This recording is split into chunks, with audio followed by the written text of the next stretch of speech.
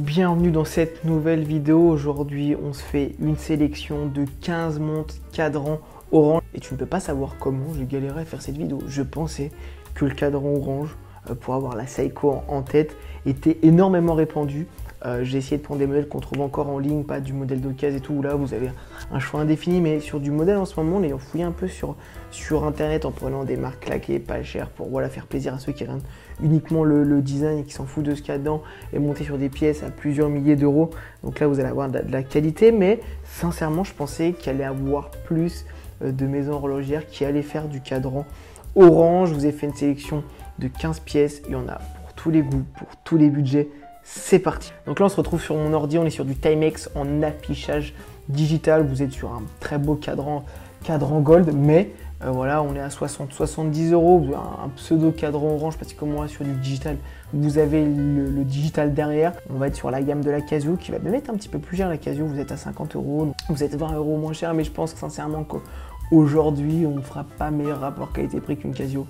Sur toutes les gammes, mais voilà, je trouve que c'est pas volé. Je sais que c'est pas du tout un univers qui me parle, le digital comme ça, petite.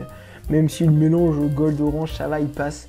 La montre est petite, c'est la même taille que la Casio.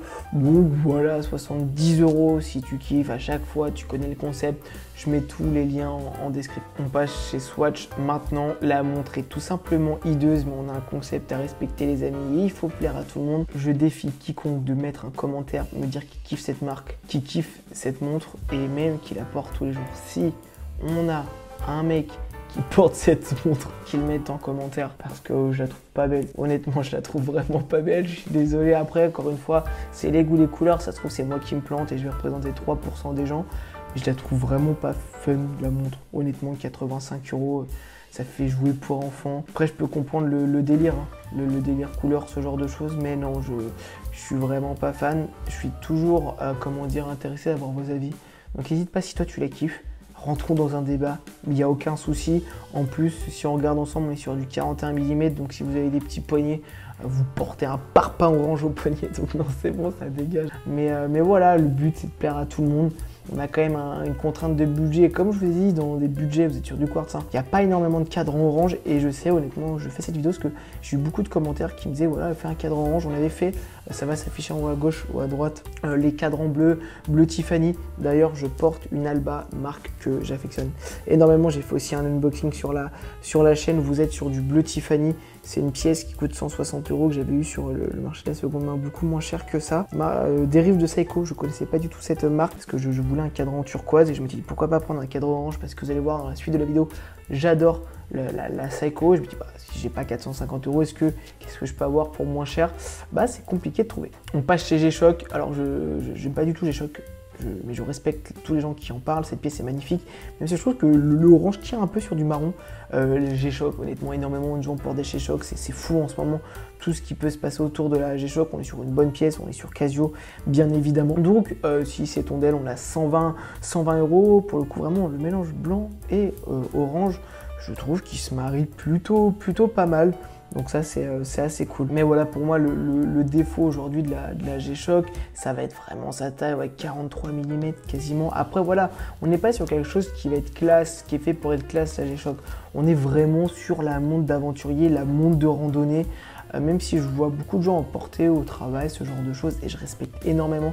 J'adore quand il y a des délires autour des montres, enfin, vraiment une grosse communauté de fans. Mais voilà, c'est pas ma cam, même si pour le coup là la pièce est belle et rend superbement bien. On est sur une belle montre été, je trouve. On est chez Lotus. C'est des marques qui divisent ça parce qu'on a 150 euros. Si vous voulez un cadran orange et que vous avez 150 euros, vous n'allez pas avoir énormément de choix. À l'intérieur, on est sur du Miyota. Par contre là, on est sur un parpaing, mon frère, 44 mm. 44 vraiment millimètres. C'est vraiment mastoc, donc si vous avez un petit poignet, c'est compliqué. On est quand même sur une montre, il faudrait voir en vrai la qualité parce que vous avez un affichage date. Le cadran orange sur la photo est vraiment très bien, la pièce est de qualité, mais on est chez Lotus, c'est pas reconnu comme grande maison horlogère, acier inoxydable. Donc en fait sur le papier, la pièce a peux avoir un bon rapport qualité-prix. Donc c'est à tenter. Et là, ce genre de vidéo existe, c'est pas pour faire l'éloge d'une marque, c'est vraiment si vous voulez vraiment un cadran d'une certaine couleur, voir toutes les possibilités que vous pouvez avoir. Vous allez voir, on va avoir du breaking, du tagueur. Je me doute que beaucoup de gens qui me regardent vont être assez jeunes et pas forcément le budget pour s'acheter, même si un jour je vous souhaite d'avoir de très belles pièces. Et encore, comme on l'a vu énormément, c'est pas forcément le prix qui fait la qualité et la beauté de la pièce. Donc voilà, pour 149 €, vous pouvez partir sur du Lotus. On va chez son confrère Festina où on va avoir la même problématique. Je sais que c'est de mieux en mieux. Festina, on commence à refaire des mouvements à l'intérieur, on est sur du Miyota. Cadran orange, la montre est belle en soi. Honnêtement, elle rend bien, elle n'est pas dégueulasse. Attention à la taille, 45 mm. Honnêtement, on est sur des montres d'ours, quoi. Ça met des petits poignets, genre c'est compliqué. Mais on va avoir la même problématique, pas énormément de pièces dispo sur le marché en orange. Si toi, tu connais des noms de pièces de bonne qualité en orange à 150 €, grave intéressé que tu le mettes en commentaire pour en faire partager à tous. Là, honnêtement, petit poignet, c'est ciao. Beaucoup de contraintes sur une montre comme ça, même si voilà, vous avez envie de vous faire plaisir, vous avez juste envie de choisir un design, la montre en soi est pas infâme. Là, voilà, on arrive chez Citizen, ça me parle beaucoup plus. On est sur une montre. Dommage que je ne l'ai pas trouvé en acier, enfin acier clair. On est sur acier inoxydable, vous êtes sur du noir, cadran orange, les aiguilles sont belles, vous avez la fameuse loupe sur la date qui est bien connue chez Citizen. La montre, elle rend vraiment bien, même si c'est brut quoi. Vous êtes sur du noir, du orange, des couleurs qui sont bien feu, bien agressifs, 199 € pour le coup. En termes de rapport qualité-prix chez Citizen, vous êtes sur une montre vraiment de bonne qualité. Donc ça, pour le coup, on peut pas revenir dessus quoi. C'est bonne qualité. Vous êtes sur du 43 mm, donc ça aussi, attention aux petits poignets. Mais dans l'ensemble, moi, je valide une pièce comme ça. Je vous conseille, vous connaissez tout Citizen, la qualité est incroyable, la montre a de la gueule, donc pour le coup là tout est ouvert. On continue de rester chez Citizen avec une plongeuse, donc là on a l'intérieur qui est cadran orange avec plus on s'écarte, plus on se rapproche de la lunette, on part sur du noir, donc c'est beaucoup moins agressif, beaucoup plus sobre. Bracelet caoutchouc de 169 €, vous êtes sur de la qualité et vous portez de l'automatique. Donc le rapport qualité-prix est sympa, si vous faites de la plongée c'est incroyable, c'est une pièce que vous pouvez utiliser aussi pour le sport et que vous pouvez porter dans la vie de tous les jours sans problème. Donc ça honnêtement c'est assez cool et on est sur du 41 mm, donc ça aussi ce qui est bien c'est qu'on n'est pas sur quelque chose de trop gros, même si 41 mm on est quand même sur le haut du petit poignet quoi. Quand vous avez des petits poignets comme moi, le 41, 42 ça commence à taper au-dessus, voilà, ça fait vraiment soit horloge ou soit ça peut être un petit peu désagréable. Mais voilà, Citizen à 269 €, bien sûr, on valide. On part chez D1 Milano maintenant, marque vraiment controversée, 295 €. Vous êtes sur un bracelet en caoutchouc, acier inoxydable, vraiment gris anthracite. La montre, cadran simple, mais je sais qu'il y a énormément de personnes qui n'aiment pas D1 Milano, trouvent ça très cher pour ce que c'est. C'est à tester, à titre perso, on n'a jamais testé. J'ai toujours été amené, quand j'étais beaucoup moins sensible au monde horloger, d'aller vers cette marque qui a un bon positionnement, un très bon marketing. On les voit dans beaucoup de retailers, mais ça en fait pas forcément une pièce d'un bon rapport qualité-prix. Après, sur du cadran orange, comme j'ai bien remarqué, il n'y a pas énormément de choix, donc vous pouvez aller sur une pièce comme ça. 40 mm, c'est aussi le gros plus, c'est que là, si vous avez un petit poignet, vous pouvez porter cette pièce sans problème. Maintenant, on part chez Spinnaker à 395 €. On est sur de l'automatique. C'est une marque que je ne connaissais pas forcément. J'ai un ami qui en a acheté une, pas du tout ce modèle-là. Surpris, honnêtement, du rapport qualité-prix. Vous êtes à chaque fois à 200, 300, 400, 500 € dans ces zones-là. Et la montre est vraiment bien.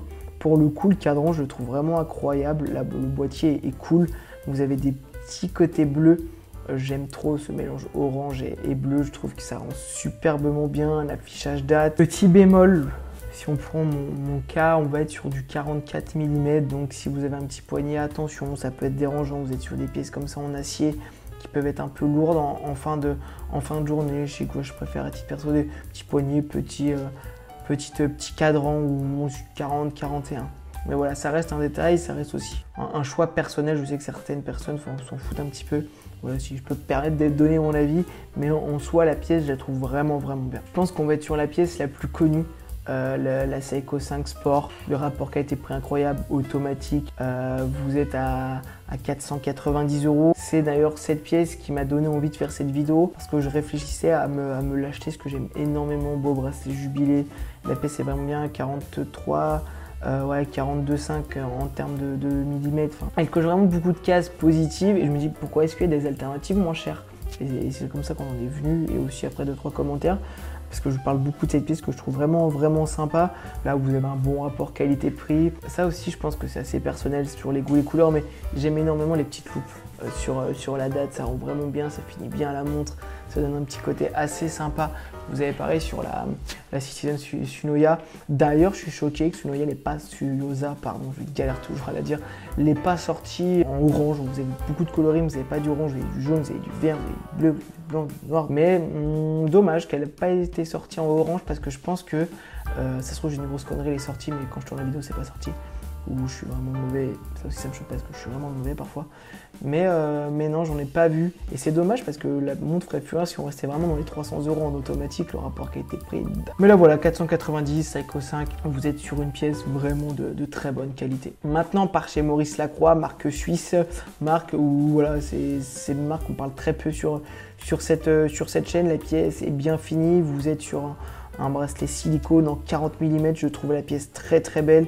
Vous êtes sur une pièce vraiment de qualité. Après voilà, faut aimer ce délire là, c'est pas le mien, je vais pas vous mentir, c'est pas une pièce que je m'achèterais, mais si vous étiez en quête d'un beau cadran orange, le cadran est vraiment bien fini, tout en ayant une couleur flashy, je trouve sincèrement que ça rend assez bien, ça fait classe.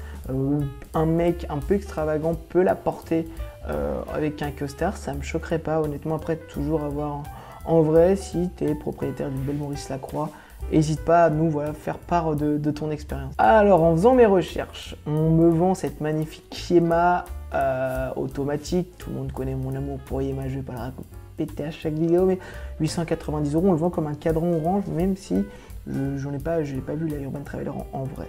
Mais je sais pas, sincèrement, je trouve que ça tire vers du marron, donc n'hésitez pas à me donner vous votre avis. En partant du concept qui est la vente comme du orange, on rentre dans le concept de cette vidéo. Voilà, 890 € Urban Traveler, la montre est magnifique. La montre est vraiment magnifique, je vais pas vous mentir, même si mon avis est biaisé.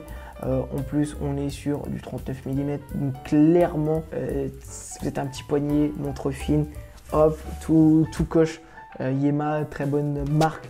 On est sur une marque française, une pièce de qualité.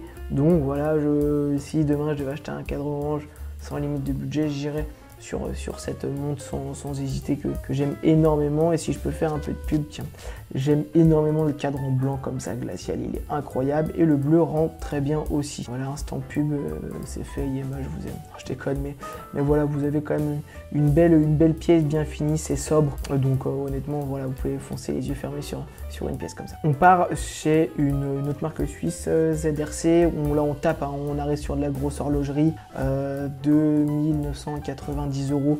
Faut kiffer, faut aimer clairement ce genre de pièces. Je ne maîtrise pas du tout cette marque de pièces, donc je vais pas me casser les dents à vous en parler un peu plus que ça et vous raconter n'importe quoi. J'ai fait quand même 2-3 recherches.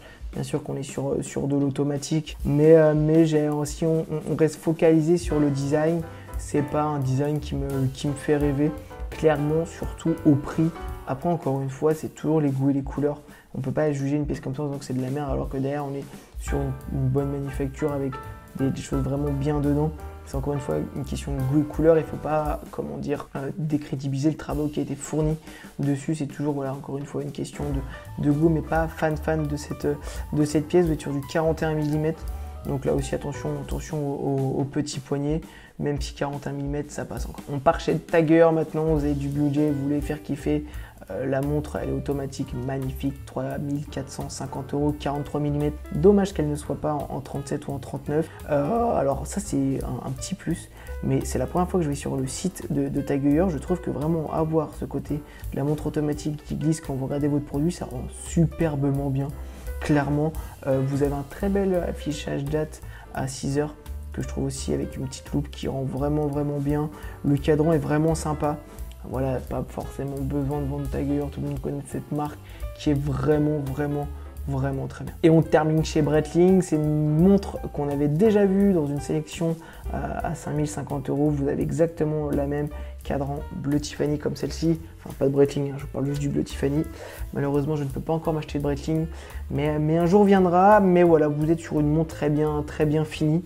Le cadran, j'adore ce côté bicouleur orange et blanc, ça rend vraiment superbement bien, et surtout ça rend peut-être un peu le côté agressif orange un petit peu moins du coup agressif, et ce qui fait qu'on peut la porter quasiment tous les jours. Parce que moi j'ai un peu une théorie, et c'est vraiment personnel, je trouve que si vous avez un cadran comme moi, bleu turquoise, des cadrans orange, des cadrans jaunes, des cadrans bien flashy, je me dis avoir des choses comme ça bien flashy toute la journée, est-ce qu'on se lasse pas de la pièce? Ça c'est vraiment un avis personnel. N'hésite pas à me dire en commentaire si tu penses exactement pareil, mais là vous êtes vraiment sur une bonne pièce. Et gros plus pour moi de cette pièce, et ça sera le mot de la fin, vous êtes sur du 36 mm, donc vous avez un petit poignet, vous pouvez vous faire plaisir avec une belle pièce. Breitling, c'est quand même très classe, hein. Je vais pas vous mentir, mais voilà, faites-vous kiffer si vous avez le budget. Moi je vous dis à la prochaine pour une autre vidéo, et surtout, on a vu les cadrans bleus, on a vu les cadrans orange. N'hésite pas à me dire si tu veux voir une autre coloris de cadran. Je te dis à la prochaine.